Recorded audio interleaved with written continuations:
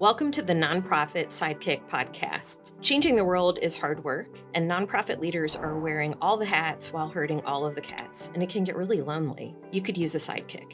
We think of ourselves as your partners in mastering the unique balancing act of nonprofit leadership. Our goal is to provide insights, coaching, and direction for nonprofit leaders, both the heart and soul of nonprofit leadership and the nuts and bolts of nonprofit management. We're your hosts, Wendy Bertner and Stephanie Masters. Welcome back to another episode of the Nonprofit Sidekick Podcast. Today, we're going to dive into our favorite topic, which is the perceptions and assumptions that are made about leaders and leading in the social sector. So can't wait to dive into this one, Wendy. I think this is going to be a recurring thing that we do because we have 6 to talk about today, but I think there are 600 that we could talk about. I agree. So we'll just tackle the ones that you and I have heard over and over and are so harmful to an organization when you have this fixed mindset about how to lead in the sector. So I'm going to start off with my favorite, and by my favorite, I mean this is nails on a chalkboard for me, is the assumption that they're smart, they'll figure it out when we're talking about hiring a new ED without any onboarding or assimilation. They've worked in the nonprofit sector. They know how to do it. How do you feel about that, Wendy? Oh, my face. Yeah. I mean, that's kind of what happened to me, and it was a nightmare. There's a lot to know about being in that leadership role that is very different from, let's say, your human service organization and you're a social worker and you've worked your way up to being a manager and you've worked your way up. But still, when you get into the role of executive director, it's completely different. It's not just an expansion of duties that you did before. And I think most of the time in the business sector, they recognize this. I'm not sure about the government sector. They might have a similar issue, but providing that new hire, particularly, well, it doesn't matter if they're from inside or outside the organization, there still are things that they are not going to automatically know as part of the executive director job. So yes, we've worked with boards that have said, we're going to hire somebody. It'll take about a month to hire them, and then they'll be fine. We'll give them like 6 weeks, blah, blah, blah. And we're saying there's a lot you have to teach them that's not just about your mission or what have you. There's a lot of administrative stuff. There's a lot of regulatory stuff, risk management, things that they never had to think about before that come into it. And the heart and soul side of this is we haven't even talked about like an assimilation in what are the expectations. What are the goals over the the next 6 months? How do I get to know the staff? How do I get to know the board? What are the critical relationships that I need to know and that I need to cultivate as a new ED? I think so many times you and I have seen where, they're given a list and there's no context. Yeah. And there's no like, hey, these are the people that you need to talk to in the first 30 days.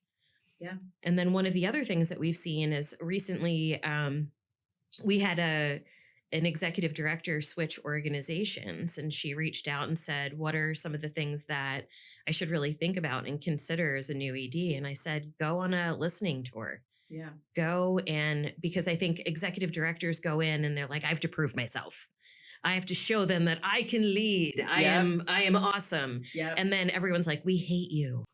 You're not listening to us. You're assuming things and you're not honoring those of us that have been in the organization.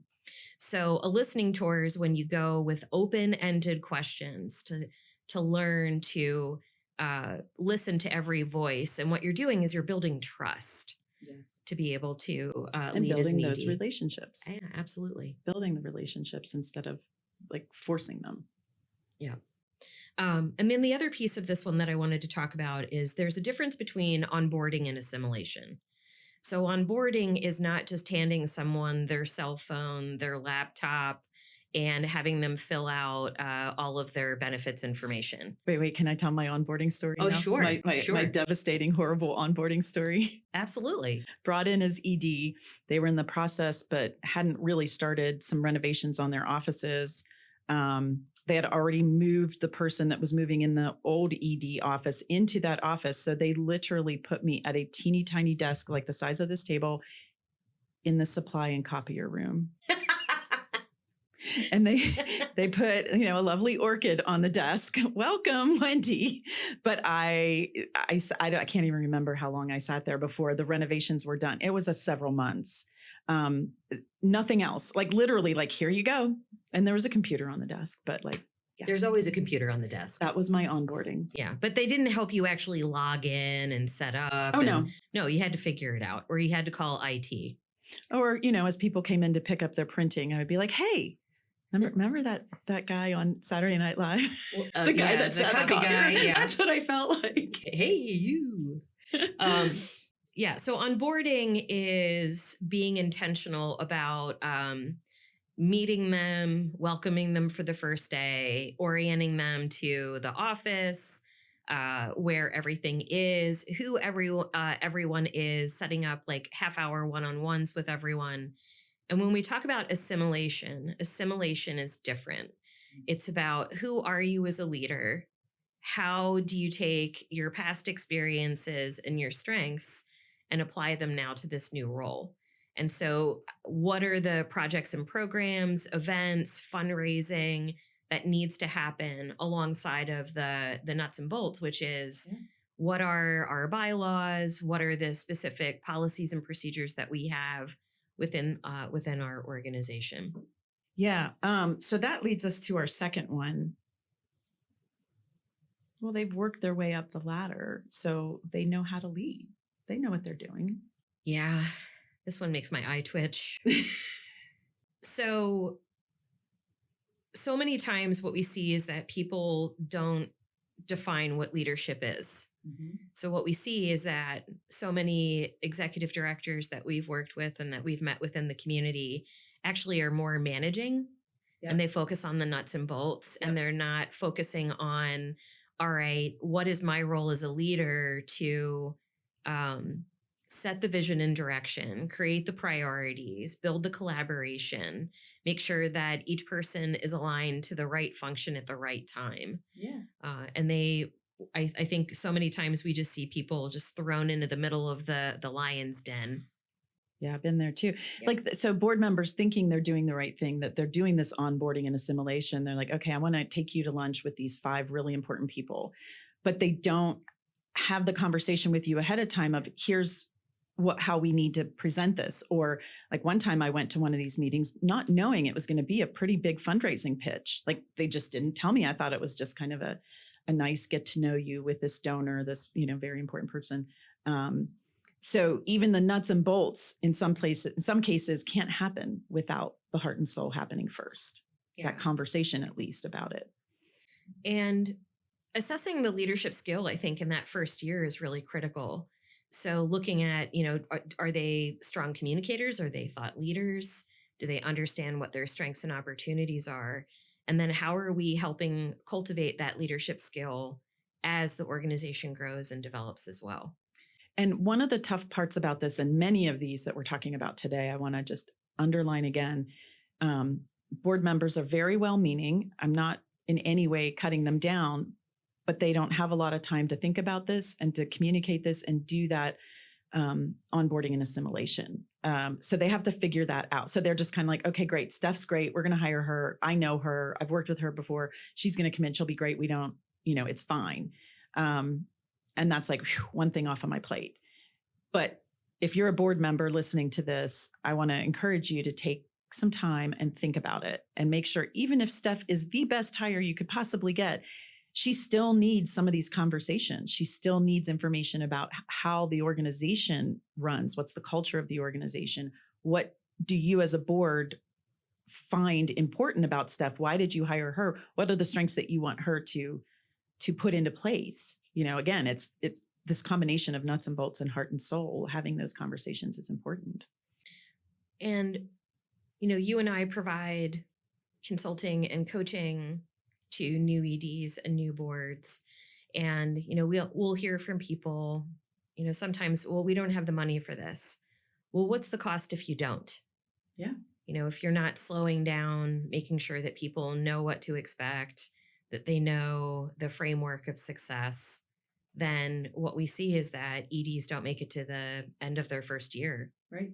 Or the relationship is truly broken and it impacts the mission and the individuals that they serve. Yeah. Yeah. They spend a lot of time trying to figure out how to fix that instead of on their mission. Absolutely. Which is important. So that leads to, we're talking about people, we're talking about the power of individuals within an organization. This is the one that you've heard for years, and it's, we have to have low overhead. Jeez. Yeah. Lies. They're all lies. So this goes back almost 30 years now for me. I worked at GuideStar when it was still a startup. And one of the key mission points or purpose of this with the founder was to make this data transparent. The 990s were already public documents, but they wanted to make it more transparent. One of the, what do you call them? Accidental negatives. There's a term I'm trying to think of now, but one of the negative things that came out of it that he did not want to come out of it is that it now gave the numbers to people who didn't know how to get the numbers before. And they started to calculate this overhead ratio and do more of that kind of work when it is way more granular than that. You can't just make a sweeping comment that says nonprofits should have overhead of X%. It just doesn't work. One, nonprofits are diverse. You've got small nonprofits, you've got young nonprofits that need to spend more getting the word out. There's just lots of different things that go into that. And just a couple years ago, for the first time, I saw research about this. So, starting this 30 years ago, there's actually a whole consortium of national organizations that talk about the overhead myth, how that's just a bad way to judge a nonprofit. And so then the research, I'm surprised it took them that long to do it, was on a relatively small group of arts organizations. And they found that the best, most sustainable organizations were actually working at a 30% overhead ratio, which people are blown out of the water when they hear that. Anybody who's been, making decisions about who they give money to based on that would be blown out of the water thinking it's really high. But I challenge you to go back to your employer or your company. What's your overhead? Chances are it's that or more, depending on what you do. Again, you can't qualify that. You can't make these sweeping generalizations, but I really encourage people to get away from that ratio. And I think it's been something that leaders in the sector have tried to do for 30 years. And I'm just starting to see people pay attention to that. And the people or the heart and soul side of this is if you continue to pay people below market rate, or you just expect, you're working with a purpose, you don't need to make a lot of money. What we see is that people will maybe not embrace the mission fully. Right. We're also going to see that people are not going to go above and beyond. They're not going to be creative. They're not going to feel like they have skin in the game. They have more than one job. Yeah. So they'll have this job because they love it and they're passionate about it, but they have to go bartend at night, something like that. And we know that leads to burnout. Yeah. So being able to pay qualified people, talented people is an investment in the organization to achieve the mission. Well, I want to underscore that again too. Mm-hmm.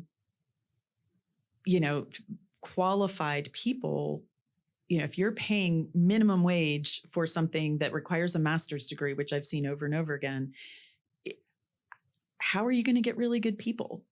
Mm-hmm. You're not going to get the best people applying for that job. You're going to get people right out of school or whatever. And it's, and then you're going to be frustrated with the way that they do their job because it's not a right out of school job. It's not an entry level job, but you have an entry level salary with it. Yeah, that's, So we've talked about this. Don't do it. Don't have low overhead. And if you're a donor or a board member, don't push this as a thing. It's bad idea. Yeah. So can we talk about boards? Please. Let's talk about boards. So oftentimes this is a founder thing, but also we see it all the time with non-founder leadership staff. Recruiting board members is really hard. So I'm going to put my friends on the board because that'll be easier. They won't fight with me as much. They won't challenge me as not much. And I really just don't have time to go out there and find people to be on my board. So I'm just going to go to my direct circle and volunteer people that they're going to be on my board. So my answer to this is just no. Don't do it. Just absolutely not. Hell no. Stop But it. why? But why? It never works out. Right. Yeah. It never works out. I think people make so many assumptions that, Wendy, you and I have been friends for years. You know what I do within the organization. You support me. I'm going to put you on the board. And then you start to do a deeper dive, and you may not like the direction that I'm taking it in, or you want to challenge the direction that I'm going in because maybe I'm thinking about it in a myopic way. And then what we have is tension. Yep. And we have conflict, and we have competing priorities. We have individuals who become passive aggressive. It never, ever works. And it's also problematic. Like, we've seen some organizations that have, like, I'm the wife, and now my husband's going to be on the board. Yeah. Yeah. And that's great for when you're starting out and when you are trying to identify people. It is not a long-term plan. No, you really do have to have an exit plan for that. And of course, when you're starting out and being a founder, yes, that's who you know. So you most likely that's what you're going to have to do. But we work with founders that are 5 years, 2 years in saying, oh, I really have to get real board members. How many times have we heard that? Real? All the time. All the time. I need to get some real board members who, whatever, they're either going to challenge me more or they're not going to challenge me as much, right? Depending on the person we're talking to. So anyway, try to stay away from that if you possibly can. And that's going to require some planning. The nuts and bolts side of that is you need to plan, make sure you're recruiting year round, not just, that month before everybody rolls off your board. Be thinking about what you really want your board to look like, and always be looking for opportunities for people when you meet somebody. Wendy, can you talk a little bit about the roles that we really need on a board? So if we're recruiting friends or we're recruiting family, we're not really looking at skills. We're just putting people we know in the seats. Can you talk a little bit about the different roles that board members need to play and how that recruiting for them needs to be strategic? Yeah. So in the Commonwealth of Pennsylvania, where we are, you're required to have three board members, and that's it. So you're required to have a chair, you're required to have a treasurer, and you're required to have a secretary. So starting with that, you want strong leadership skills, at least in the chair, if not the other roles. You obviously need somebody who knows a little bit about numbers, or at the very least is not afraid of numbers and doesn't hate spreadsheets. That's me. Yeah, that's you. I hate them. And somebody who's organized enough to keep the records of the organization. That's the secretary, right? That's technically their role, is to do that. So that's kind of the baseline bottom line. But when you're looking at your board, there's a lot of different hats you want them to wear. You want them to be able to be leaders, not just for the organization, but, out in the community. You want them to be ambassadors for the organization. Even if they don't like spreadsheets, you want them to be at least analytical about the finances and be able to say, whoa, wait a minute, we need to think about that. Or yeah, let's keep pushing on that. And not say, oh, I'm going to let the treasurer handle that because, they're the only ones that understand numbers. I want to make sure that you're encouraging that. Team, some of the things that boards do that drive me crazy is board members come on and they think that they're just like the authority now, which in many aspects they are. But, we're talking about collaborative leadership. They have to have a team mentality and be able to work with the staff if you have it, but at the very least, the other board members.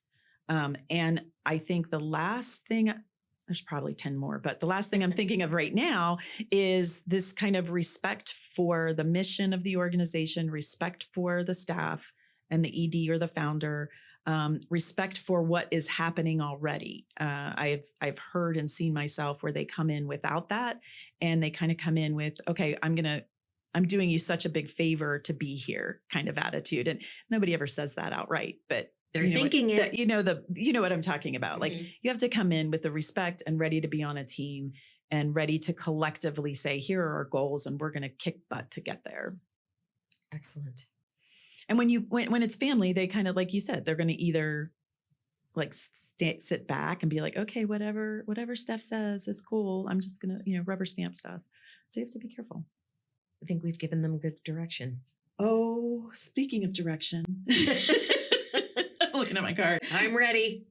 Our mission drives our culture. So what we have seen so much of in our coaching and in our consulting is people miss talking about culture because it's a nonprofit. They already have a purpose-driven organization. Right. And so what ends up happening is we see a lot of either EDs or even the staff that don't know how to talk about the organization. They don't know the elements that actually make up the culture. And they might have a great mission, but they might have within the team have a terrible culture. Mm-hmm. So you and I are big fans of Daniel Coyle's The Culture Code. Yep. And so within the Culture Code, he really talks about the 3 vital things that leaders need to pay attention to. And so the first one is psychological safety. And so what does psychological safety mean? It means that when I'm engaging with someone else, that I feel that I can be authentic, I can be genuine, and that there's no repercussions of that you're going to embrace it, that it's going to be safe for me to tell you I don't agree with you, or I see another direction that we can go in. So psychological safety is absolutely the foundation of building that culture. If we have psychological safety, we can get to the second. And the second is trust. Mm-hmm. And we've talked about Clifton strengths in past episodes, but there's really different ways that we approach trust as individuals. And I don't think we spend a lot of time talking about it. So I imagine, and I've witnessed you doing this, is that you give trust freely until it's broken. Mm-hmm. So you just assume positive intent, that when we meet people and we engage with people, you are open, you are ready to hear what they say. And I'm the exact opposite. I need to see that you're consistent, that you follow through with what you say in order for me to trust you. Mm-hmm. So trust is earned with me where trust is given with you. Yeah. And I don't think we spend enough time talking about that when we're building a team or we're talking about culture, because there is this fundamental difference. And so bringing a team together and recognizing that there are these pivotal moments when trust can either be deepened or destroyed. Yeah. And so Daniel Coyle talks about there's an actual formula to this. And the formula is, I share something with you that is open, I'm being vulnerable, or maybe for the first time, you and I are not in agreement with something. There has to be this fundamental reaction from you to actively listen, hear it, repeat it back, share how you feel about it. And then what we do is we talk it through. If those elements are not a part of the conversation, we don't get to trust. Yeah. Yeah. I think in my mind, what I hear is like, get rid of the assumptions and replace them with vulnerability and the ability to either tell or ask the questions that kind of make you vulnerable. Yeah. And within the nonprofit sector, we see so many people being nice versus kind. Yes. Thank you, Brene Brown. Yeah. I love that. Brene talks about the fact that nice is fake. Mm-hmm. Like, we're not telling our hard truths. We're not leaning into authenticity and being real. So being kind is telling the full truth. Yeah. These are the things that I appreciate. These are the things I don't appreciate. Yeah. And being able to have that. So if we have those 2 elements, then the third is being able to get to shared vision and purpose. And that is really where you have to spend a lot of time and attention building the why. Simon Sinek, we all love him too. And a whole really book defining list on this episode. I know. I think we're up to 4, right? And what we need to do is make sure that everybody knows that vision. And you've mentioned this in a few of our other episodes, is that it's not just the culture of the team within the organization, but it's also about the board being able to speak to the why.